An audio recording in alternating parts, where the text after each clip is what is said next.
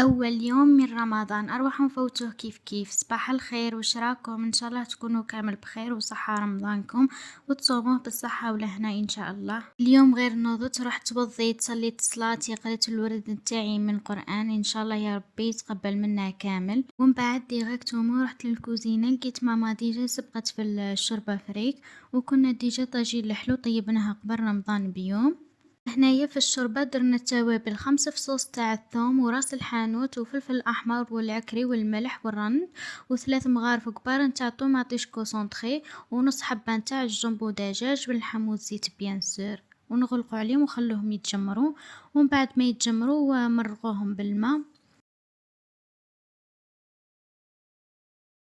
بعد ما يهز الغليظ ضيفوا عليه الشوربة فريك اللي كنتو غسلتوها كيما راكم تشوفوا وسكروا عليها وخلوها طيب. ومن بعد جيت نحضر في الطاجين زيتون. ما كانش درجة دائرية في اول يوم من رمضان ما ديرش طاجين زيتون ولا المثوم. ليسونسيال في كسرون درت مغرفة نتاع المنقارين وشوية نتاع الزيت ونص حبة تاع البصل كنت كرفشتها وواحدة رند وشوية زرودية ونص حبة نتاع الطوماطيش والفلفل الأكحل والزعفران والملح. ما تكثروش بزاف الملح كيما على بالكم بلي الزيتون ديجا مالح. وكويس تاع الدجاج نتوما على حساب العائلة نتاعكم.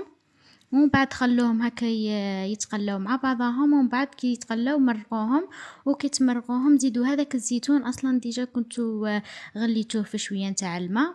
بعد ما خليت الزيتون نتاعي يطيب جيت نحضر في لافاغ تاع البوراك. عندي شويه ستار تاع الدجاج درت عليه الزيت والفلفل الاكحل والملح وخليتهم يطيبوا. وهنايا جيت نحضر في البيشاميل. ما كاش اللي ما تعرفش دير بيشاميل، اللي ما تعرفش تكتب لي في التعليقات نديرها لها بالتفاصيل.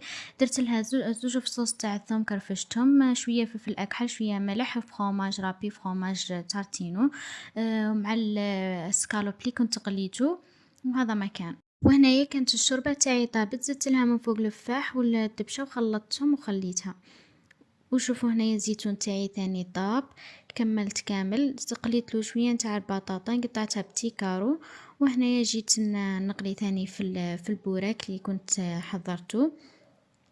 اللمسات الاخيره كما نقولوا ليسونسيال. شوفوا البوراك تاعي خليته دوغي ما تحرقوهش بزاف وما يكونش مش طايب بزاف جا دوغي.